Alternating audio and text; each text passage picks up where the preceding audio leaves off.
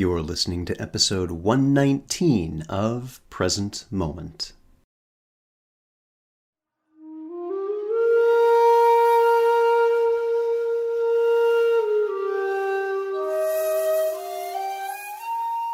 Welcome to Present Moment, Mindfulness, Practice, and Science. I'm Ted Meissner.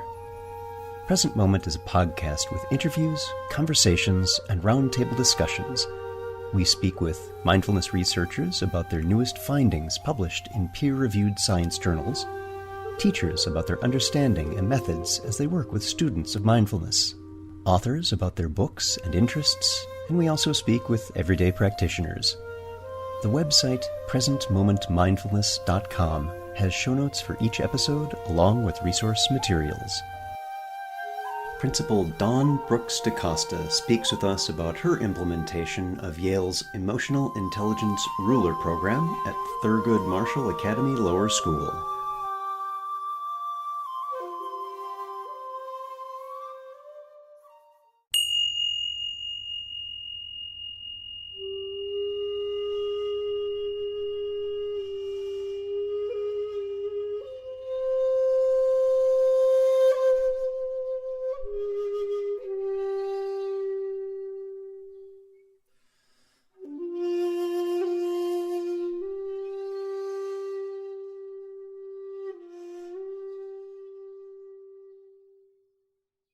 Did you have a teacher that made a positive difference in your life? Was it through their cold recitation of facts and figures, their skill with mathematical proofs, or was it something else? Perhaps a genuine interest in your growing and learning. Teachers can influence students in many ways, and perhaps one of the most helpful is showing them how to thrive in life by fostering emotional intelligence. Dawn Brooks DeCosta is the principal of Thurgood Marshall Academy Lower School. Dawn has a master's in educational leadership from Teachers College, Columbia University, a master's in fine art education from Queens College, and a bachelor's degree in education from St. John's University. She began teaching 17 years ago and has worked for the New York City Department of Education teaching fine arts and literacy for the past 15 years. Dawn has received numerous awards and recognitions for her work, such as Teacher of the Year in 1998, Heroes of Education Award 2002 for her work with students involving the 9/11 tragedy, highlighted in CNN's Through a Child's Eyes, and Outstanding Educator 2002. Her Museum Ambassadors Program, parent-grandparent workshops, and student exhibits have been highlighted in numerous publications. Dawn has written and received grants, including the Faith Ringgold Anyone Can Fly Foundation Art with Kids Grant, 2006 to 2011, the Anyone Can Fly Printmaking Grant, and the Studio Museum in Harlem Arts in Focus Collaboration Grant, the UFT Mini Grant, just to name a few. Dawn has also designed Thurgood Marshall Academy Lower School's integrated arts program entitled the Faith Ringgold Museum Ambassadors Program, with a theme that focuses on literacy and studies of various artists, an inquiry-based integrated curriculum approach that also includes monthly student and family visits to museums and galleries. Our guest today is Dawn Brooks DeCosta. Dawn, welcome to the podcast. Very glad to have you here. Thank you, Ted. I'm glad to be here. So let's just dive right in. Tell us about your background. So my background is actually in fine art, and I had been teaching fine art and literacy for about 15 years in Harlem, in the Harlem community, before I transitioned out of the classroom into school leadership, which I wasn't pretty much expecting. I very much expected to be a teacher and retire from the classroom, and I was very happy to do that. But the opportunity did come up for me to take on a leadership role at the school that I was working at the time. And so I felt comfortable enough that I had known the community and knew the families and the students well and the staff, and they knew me.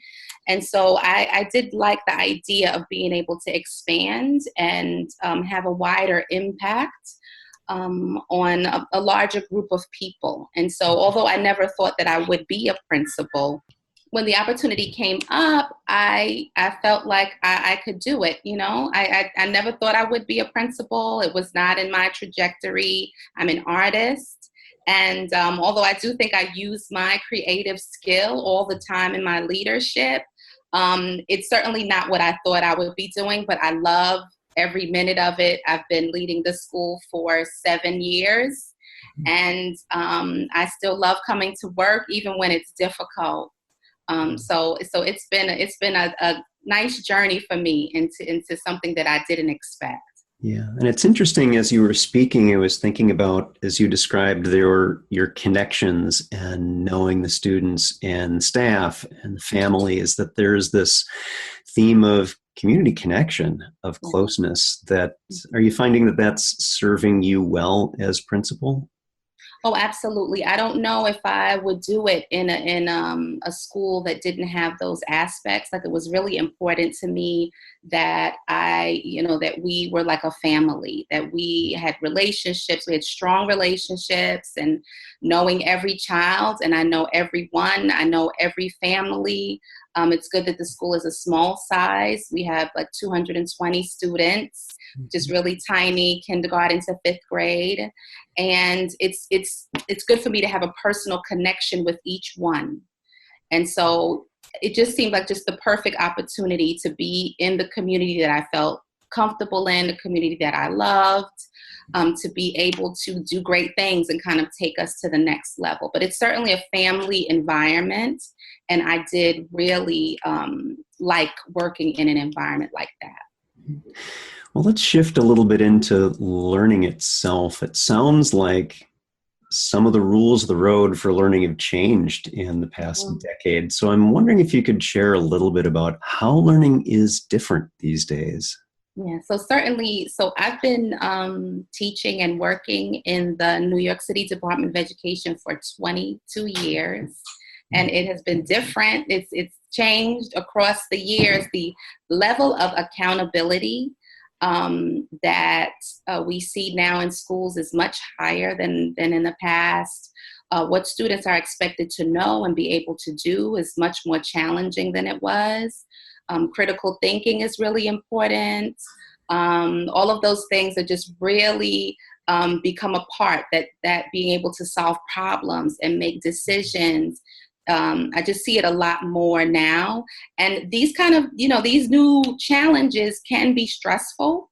And so, we have to find ways to have that higher accountability and have that critical thinking. And, you have the Common Core standards, and people are feeling a lot of pressure about certain things. And so that stress management, the emotional regulation, you need to have a balance of that for everyone, for the parents, for the staff, and for the students. And so we've noticed that we need to sort of address both of those areas Right. when we're educating. Yeah, it's a full network. It's not just focus on one. And by the way you're describing this, which is very encouraging, I think about my own educational trajectory and how it seemed to have been once upon a time memorizing facts and figures. And that's Right. how we measured learning, rather than teaching kids to learn how to think.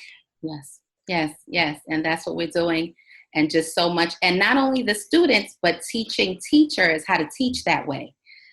Because if we have a mix here of very senior teachers and just out of school teachers.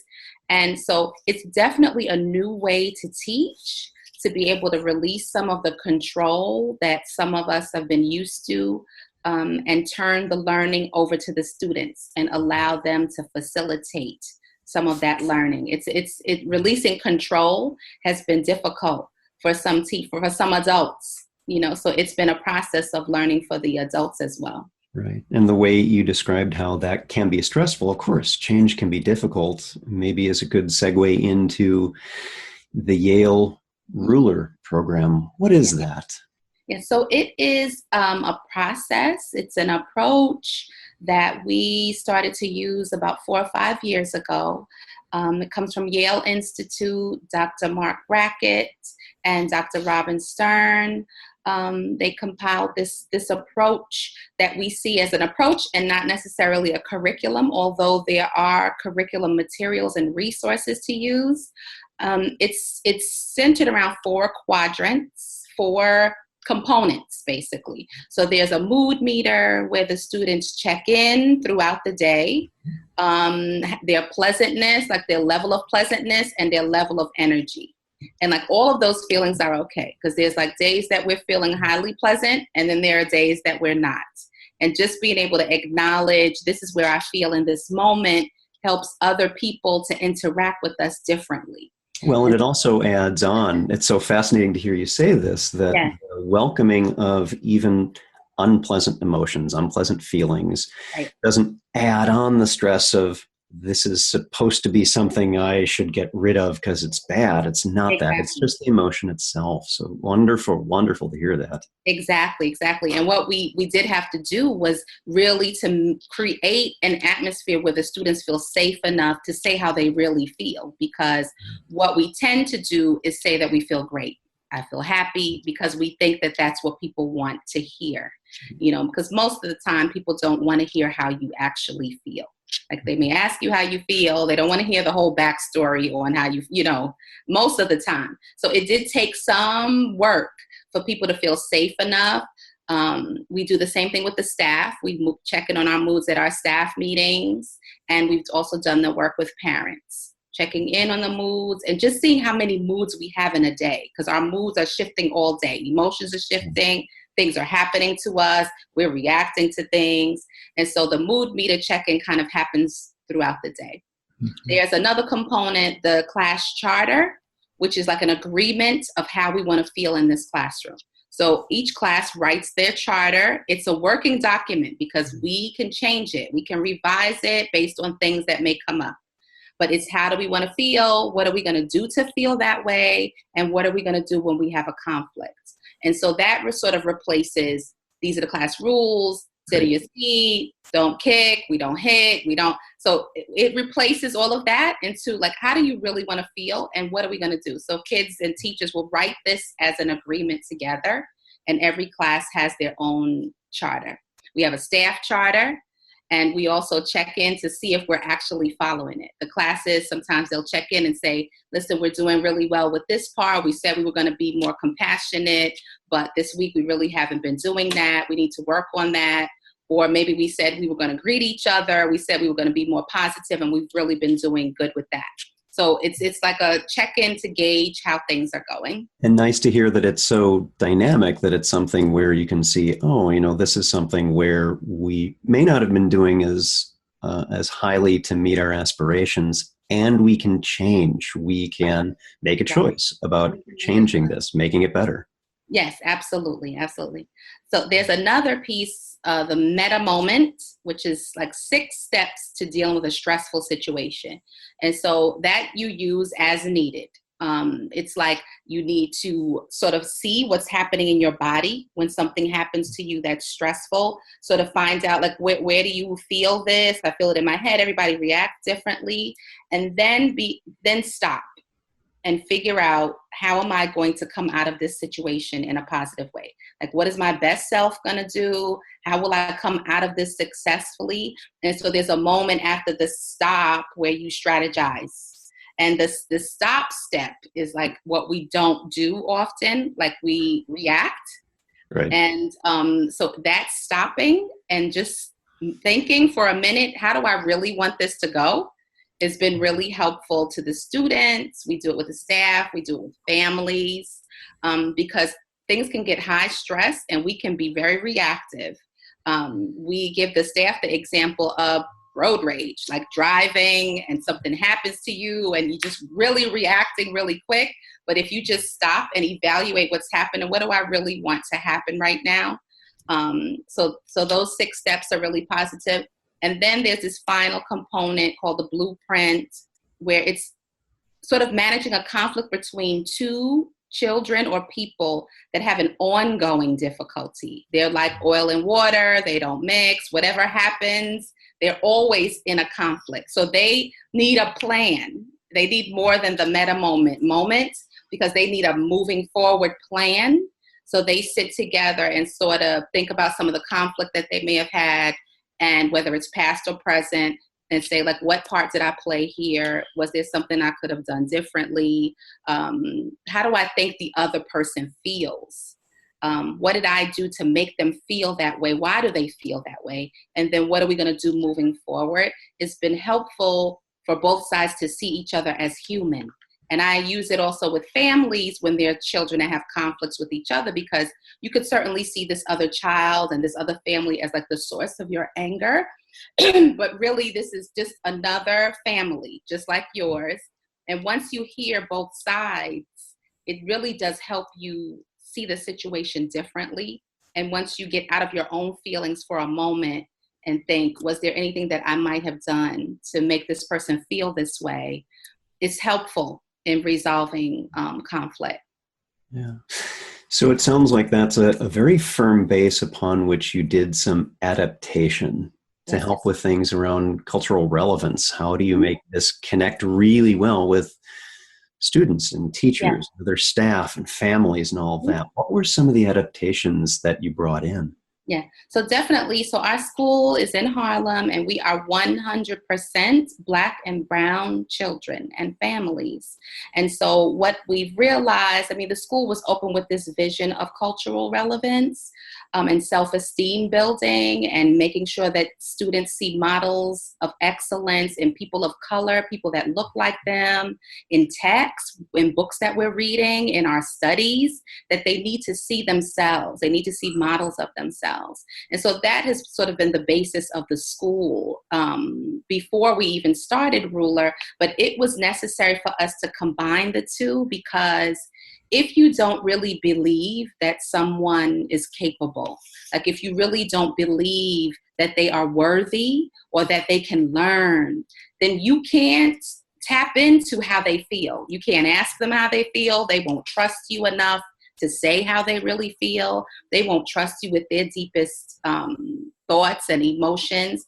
And for this emotional intelligence work to happen, there has to be an environment of trust. So all of the adults have to really believe in the students. And so that cultural relevance work that we do with the staff and the students, making them feel valued, and the parents, has been key in the work being successful. Right, and that, the way you put that, that understanding can't come from just simply a decision that you will respect the other. It has to come from a greater understanding, one that's a very lived experience with them. So are there some things in which you act to create those conditions of trust and understanding? What do you do? So I think that charter building and that checking in on their feelings every day, and that students know that that's going to happen every day, that, atmosphere that we all care about each other, that we are a family, and that we're going to support them in all of their efforts, whether days are good, bad, and indifferent. Like, we're going to be there, and we're working together, and we're learning together. I think that family kind of atmosphere, that trust building, has been part of it. We did a lot of work with the adults with trust, because it seems to be easier for the students to build that kind of trust once they know that you love and care about them. But amongst adults, sometimes the trust levels, depending on what happens, we can be very sensitive about things, and we, have perceptions about things that people do and say, and it impacts our trust. So we had to do a lot of trust work also with the teachers to build their trust amongst each other, and even amongst us, principals, administrators, and teachers, that we're all working together. But we had to do some things to build trust amongst ourselves. And I think part of cultural relevance is that you have high expectations, for the students. You push them with love, but they know that you believe that they can.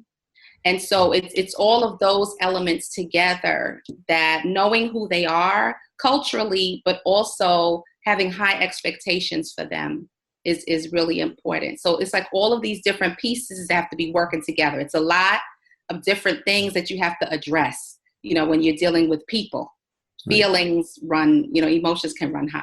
Yeah. And showing that authentic belief that they can do it is one of the greatest ways to show respect and care. And that, I imagine, comes through quite strongly. So one of the things I wanted to ask about is, you and I had briefly talked about mindfulness is part of this. And I'm wondering if you could share just a bit about that. Yes. So we have incorporated some mindful practice into the ruler approach, into our cultural relevance approach. And someone came to us from Yale and gave us a compassion meditation that she wanted to share with the students. And once she shared it with them, they kind of just took it on and really wanted to learn more about that. So this compassion meditation was around like sending compassion to yourself, sending it to someone you love, but then also sending compassion to someone that you're having a struggle with. And so it was interesting when they first started to learn about it, that one of the students said, why would I do that? Why would I send compassion to somebody that I'm arguing with? And so that was kind of a deep conversation to like wishing this person well and wishing this person compassion also heals yourself, but helps you to forgive them, but also helps you to understand where they might be coming from. So that compassion meditation. So we started doing that, and the students lead those meditations, which has been really meaningful to have the students leading the meditation. We do it at breakfast. They do it throughout the day. And then they sort of tied it in with the mood meter check-in, because it's like a way to like refocus ourselves.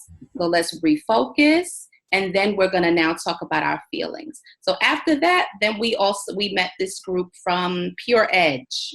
They're from California, and they do these brain breaks, like brain focusing, yoga, breathing techniques.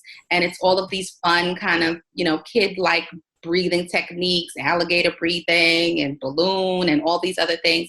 And so we have also incorporated those breathing techniques into the meditation, the mood meter check-in, and those charter check-ins, just to get the kids really focused on what we're doing right now, so that they could be very reflective. So the teachers use it throughout the day, like when they're doing a transition, they may be moving from one activity to the next. I notice a lot of teachers do it after recess, because a lot of things happen at recess, a lot of emotions. People may be arguing about a ball, a game, people get feelings hurt. And so after lunch has been a really good time to sort of refocus. Let's meditate, let's breathe, let's talk about how we're feeling at this point in the day. And then let's talk about how we're going to try to move ourselves to a place where we can learn and function for the rest of the day. So the mindfulness has been really good. We've been doing it with our students, with the parents, and also with the teachers.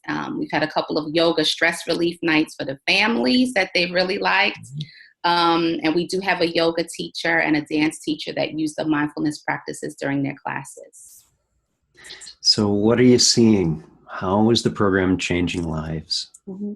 So what I see is that students are able to regulate. Certainly, I think before we started this, I felt like we were putting out a lot of fires. There were a lot of things coming to the office. People had a conflict. People were coming up to us with arguments, and there was just a lot of things happening that I felt like people could really solve some of these problems themselves if they were regulating a little bit and just listening to each other. And so I see relationships have improved between the students. I see it, not just at those times when we're doing the practice, but I also see it when they're having class discussions. I see the way they actively listen to each other, the way they focus on the teacher. I've also seen the way that the older ones are now taking care of the little ones. I see a lot more compassion between the ages of students. I see an improvement in our relationship with families. in our conversations, even when things get difficult, that they know we're always going to resolve things and that we care about them. So I've seen improvements in relationships, teachers working together, team teaching, administration, our relationship with teachers, students, and families. So I've seen that. And then there are specific students, that had maybe great emotional difficulty. We have students that have different needs. We have students with special needs. We have students with emotional difficulties. And so I've seen also how they are taking those tools and regulating some of those impulses. And then in some ways, just seeing the impact that they have on others, the things that they say, and see how what you say may hurt someone, and being able to regulate that a little bit, and seeing them solve their problems together and talking to each other in ways to resolve. So it's been a lot of impact across, like positive side effects that we didn't expect.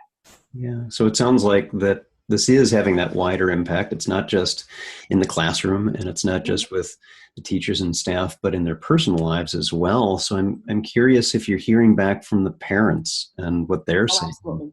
Absolutely. The parents kind of really poured out with their emotions once we started asking them, because I think that they had not experienced this before, when people were asking them to just share very honestly how they felt.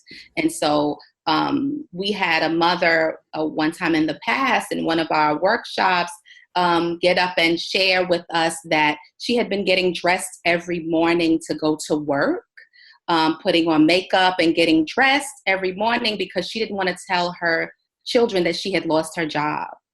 And so she felt safe enough to say it, like in that environment. But I think that the parents were really forthcoming and they were very open, more so than I think even the teachers were. Like, teachers are at work, so they kind of felt maybe a little bit more guarded. But families have been pouring out with the stories of things that they're going through in their lives, and wanting to hear like the compassion of the group has been really helpful to them. And so parents have been really positively working. I have another parent that says she's using her mood meter at work because she has a high temper.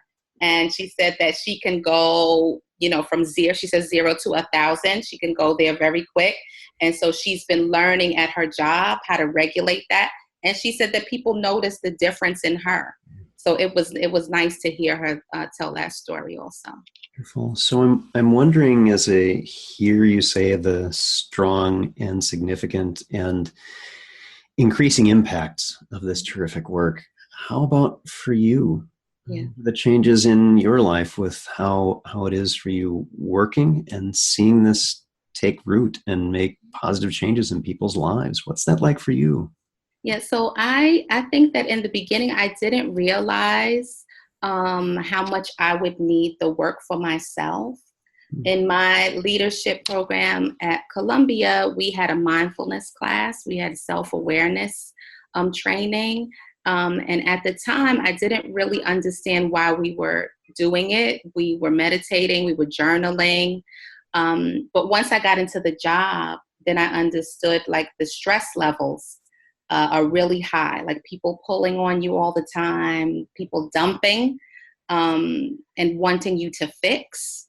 And I just remember like not being able to sleep, thinking about how I was going to solve certain problems. Like I still have that problem, where I'm always thinking about how I'm going to fix, how I'm going to do something. But for me, I feel like I need the practice as much as everyone else. And so I utilize all of the practices. When I'm here in the morning at 7:30, I'm meditating with the kids, just thinking about that compassion and trying to send that to myself and others, and really trying to regulate the stresses that come at me kind of all day with emails and compliance and tests and all these people are upset.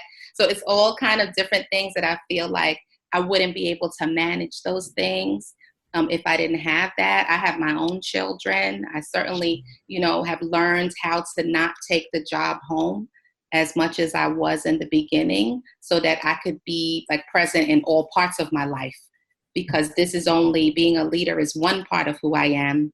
I'm a wife, I'm a mother, I'm a grandmother. Like, I have a lot of things that I have to do, and a lot of people that depend on me. And I kind of have to be different for all of these people. So I have to be able to regulate so that I can sustain myself in the work. Wonderful.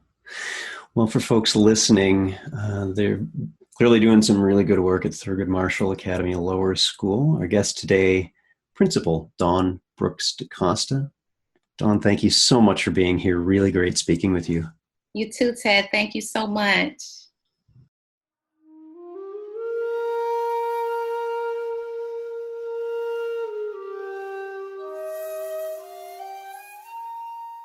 Thanks for listening. If you'd like to hear more about something you've heard in today's podcast, please come visit the website at presentmomentmindfulness.com. You'll find an entire webpage devoted to this and every episode. You can comment on the episode page and find show notes and other helpful resources for your mindfulness practice. The shakuhachi music heard on Present Moment is used by permission and through the generosity of musician Rodrigo Rodriguez. His website is linked on the Present Moment website on the About Podcast Music page. Sound editing, mixing, and mastering provided by the generosity of Anthony Dominello of StructureFromSound.com. Until next time, remember, every moment you have a choice. Make it the best you can. See you next time on Present Moment.